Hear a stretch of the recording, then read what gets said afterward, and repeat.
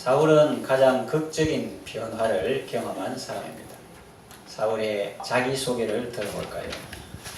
제가 전에는 박해자, 폭행자, 회방주였습니다. 그런데 이제는 복음 전도자가 되었습니다. 그리고 저는 이 은혜의 복음 전하는 일을 마치려 하면 나의 생명도 조금 더 귀한 것으로 여기지 않습니다. 그렇게 말하고 있습니다.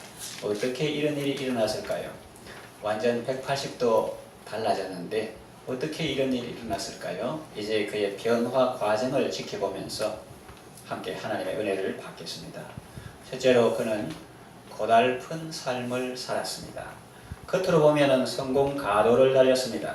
그 경력이, 그 스펙이 아주 화려합니다. 베냐민 지파요 또 히브리인 중에 히브리인입니다.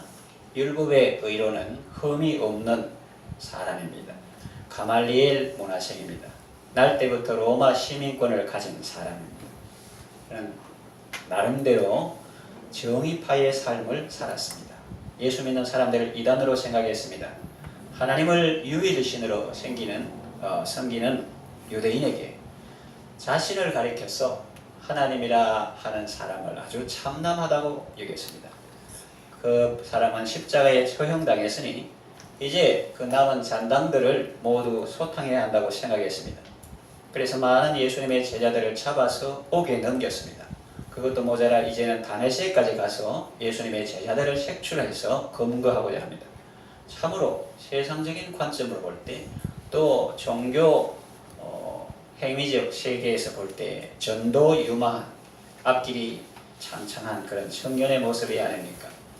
그러나 내면을 들여다보면 그렇게 화려하지 않습니다. 가시체를 뒷발질하고 있습니다. 말에 힘껏 뒷발로 어떤 물체를 찾는데 그것이 가시체였다는 말입니다. 힘을 쓴 만큼 아픔으로 다가왔겠죠. 그는 외모도 시원한 그런 사람이 아니었습니다. 그가 서신서에 말하기를 그 편지들은 중하고 힘이 있으나 바울의 서신을 받은 사람들이 하는 말을 바울이 적었는데 그 사람들이 말하기를 그 편지들은 중하고 힘이 있으나 몸으로 대하면 약하고 말이 시원치 않다 하니 그랬습니다. 그래서 편지글은 아주 강건치고 문장력이 탁월한데 몸으로 대하면 몸이 약하고 말도 시원치 않다라 하는 것이 바울의 모습입니다. 그래서 몸이 약한 사람이었고 말을 잘 못하는, 물론 말은 정직하게 하고 바르게 하지만 그 화술이라고 할까 그 말을 잘 못하는 그런 사람이었습니다. 게다가 이 사도 바울의 마음속에는 큰 의문이 있었습니다. 스데반이 순교할 때 현장에서 직접 지휘하고 목격한 사람이 아니겠습니까? 그런데 가만히 보니까 저 사람은 뭐가 좋아서 사람들에게 돌을 맞아 죽으면서도 얼굴에 저런 기쁨이 있을까? 그리고 돌 던지는 사람들을 향해서 악담하거나 저주하지도 않고 오히려 하나님을 향해서 기도할 때 하나님 저들의 죄를 사하여 주소서 그렇게 간구하고 있네. 무언가 자기가 모르는 큰 비밀이 있는 것 같았습니다. 자, 사울은 이렇게 당시의 동족들보다 유대교를 지나치게 믿어 하나님을 섬긴다는 명목으로 열심히 과업을 수행합니다. 예수의 제자들을 잡아 옥에 넘깁니다. 낮에 열심히 일하면 밤에는 집에 와서 편안히 쉬어야 하는데 그에게는 아마 가정도 없었던 것으로 보입니다. 독신 생활을 했습니다. 춥고 쓸쓸한 삶을 살았습니다. 겉으로 볼 때 그의 열심과 강직함이 있었지만 그 이면에는 아픔과 괴로움과 갈등과 고민이 있었습니다. 그의 삶은 빛 좋은 게살구와 같았습니다. 그런데 더 위험한 것은 그는 그런 자기의 상태를 모르고 있었다는 것입니다. 앞에서 제가 말한 그의 상태이고 빛 좋은 게살구 이렇게 말한 것은 그가 당시에 자신을 그렇게 생각했다는 것이 아닙니다. 객관적인 시각으로 볼 때 그렇다는 말이고 나중에 자신도 돌아보니 그때 그가 그런 위험한 상태에 있었다는 것을 알게 되는 것이지 그 당시에는 꿈에도 그런 줄을 몰랐습니다. 그래도 자기는 좋은 사람이라고 생각했고 잘 살고 있다고 생각했습니다. 그래서 피곤한 몸을 이끌고 하나님의 뜻을 이루기 위해서 자기 생각대로 다메섹까지 원정 간 것입니다. 두 번째, 하나님의 은혜가 임했습니다. 이것도 한 2000년 전에 사도 바울 이야기다 그렇게 생각하면 재미가 좀 적은데 바로 내 모습이다 그렇게 생각하면 참 은혜가 있고 감동이 있습니다.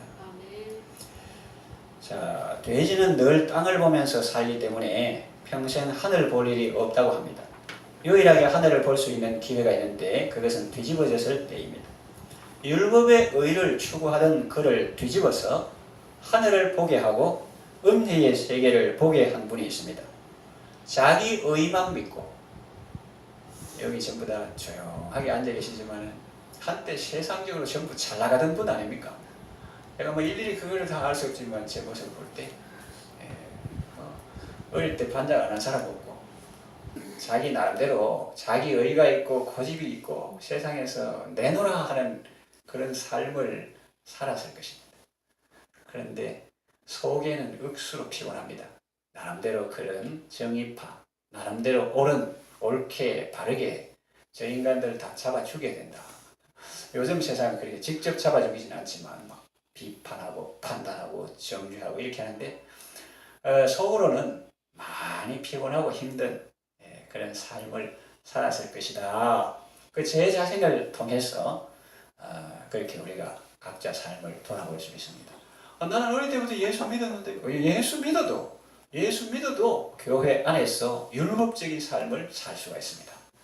늘 다른 사람 판단하고 정죄하고 내가 이렇게 해도 가말리엘 문하고 어디 교회에서 배웠고 율법의 의로는 흠이 없고 성경 제일 많이 읽고 기도 제일 많이 하는 사람인데 이러면서 교회 안에서도 율법적인 그런 삶을 살아갈 수가 있었다 하는 거죠. 근데 그 이야기가 끝나면 별로 재미없는데 이제 뒤집어져 가지고 하나님의 은혜가 임해서 새 사람이 되었다. 이거는 정말 놀라운 재미있는 신기한 감동적인 그런 이야기죠. 그래서 자기 의만 믿고 자기 의는 주님의 의와 대조되는 겁니다. 자기 의만 믿고 죽는 줄도 모르고 앞으로 질주하던 그를 멈춰서게 한 분이 있습니다. 바로 예수님입니다. 역사적으로 보면 사도 바울은 다메섹 도상에서 예수님을 만납니다. 그러나 하나님의 사랑은 훨씬 전부터 그에게 역사하고 있었습니다. 이건 정말 놀라운 일입니다. 우리 찬송가사에도 그 친구 내가 알기 전 날 먼저 사랑했네. 그 친구가 나를 알기 전 나를 먼저 사랑했다는 거예요. 내가 사랑하기 전부터. 그 신사랑 나타나 내 영혼 거듭났네. 그것이 찬송가 앞부분에 예수 그리스도 주제에 관한 찬송 중에 나옵니다. 자, 아나니아는 사울에게 안수하여 눈을 뜨게 하라는 예수님의 말씀을 듣고 처음에는 거부감이 들었습니다. 그렇지 않겠어요? 우리 입장에서도 그렇죠. 그 사람이 우리를 잡으러 왔는데 저를 보고 제 발로 그에게 가라네요. 그런 생각이 들었겠죠? 그때 예수님이 말씀했습니다. 가라. 그는 이방인과 임금들과 이스라엘 백성들에게 복음을 전하기 위해서 택한 나의 그릇이다. 듣고 보니 정말 놀라운 말씀입니다. 우리는 다메섹 도상에서 해보다 밝은 빛을 보기 역사적상 거기에서 비로소 우리가 예수님을 만났다 그렇게 생각합니다만은 하나님의 사랑은 훨씬 전부터 그에게 역사하고 있었다 하는 것이죠. 하나님은 만세전에 그를 택하셨던 것입니다. 그리고 사울 자신은 감지하지 못했겠지만 하나님의 사랑은 끊임없이 그를 감싸고 있었습니다. 스데반 순교 현장에서 그는 속으로 한번 꼬꾸라졌습니다. 겉으로는 시치미를 떼고 아무 일 없었던 것처럼 태연하게 보였지만 나는 남자인데 강철인데 사내인데 그뿐만 아니라 또 가말리엘 문화생인데 내가 그런 걸 가지고 흔들려 이렇게 표시 안 내려고 했겠지만 속으로는 굉장한 충격을 받았을 것입니다. 저 사람은 어떻게 돌 던지는 저 가운데서 얼굴이 천사의 얼굴 같고 저렇게 평안하고 또 돌 던지는 사람에게 악담 저주 퍼붓지 않고 하늘을 향해서 하나님 저분들이 자기 하는 일을 알지 못해서 그런데 용서해 주소서. 어떻게 저런 기도를 하나 충격을 받았겠죠. 그리고 스데반의 기도가 자기 영혼을 계속 감돌고 있었습니다. 물론 사울은 예수님이 하나님이신 줄 몰랐고 더구나 자기가 하나님을 대적하고 있다는 사실은 꿈에도 생각지 못했을 것입니다. 그래서 다메섹 도상에서 주님의 말씀을 들었을 때 큰 충격을 받았을 것입니다. 사울이 회심하게 된 것은 물론 하나님의 전적인 은혜지만 그 속에는 스데반의 기도도 포함되어 있습니다. 하나님의 큰 사랑 은혜인데 절대적인 전적인 하나님 은혜인데 그 속에 하나의 또 작은 그 도구로 쓰인 것이 바로 스데반의 기도다 하는 것입니다. 그리고 만세전에 사울을 택하신 하나님은 때가 참에 그에게 자신을 나타내셨습니다. 해보다 더 밝은 빛으로 나타나 말씀하셨습니다. 사울아 사울아 네가 왜 나를 비방하느냐 주여 누구십니까? 나는 네가 박해하는 예수다. 그는 마치 큰 해머로 머리를 두드려 맞은 것 같았습니다. 지금까지 그의 삶은 산산조각 났습니다. 경상도 말로 뭡니까? 아이들 말로 뭡니까? 뭐지? 띵! 이 뭐지? 띵! 이렇게 해머로 머리 맞은 것 같이 나는 옳게 바르게 정의파의 삶을 살았는데 이건 완전히 내가 무슨 큰 잘못을 한 거야. 하나님의 가슴에 못을 박고 주님의 눈에 눈물이 나게 한 그런 삶이었구나. 그의 삶은 산산조각이 났습니다. 아무렇게나 살았다면 후회도 작을 테지만 아주 계획적으로 열심을 다해 살아왔기 때문에 그 상실감은 더 컸습니다. 또 해보다 더 밝은 빛을 보았기 때문에 그는 눈이 멀고 말았습니다. 더 이상 버틸 수 없어서 쓰러지고 말았습니다. 그의 삶은 이제 끝났습니다. 그러나 하나님은 그의 삶을 새 삶의 시작이 되게 하셨습니다. 하나님은 참으로 좋은 분이십니다. 여러분에게도 이런 하나님의 은혜가 있기를 바랍니다.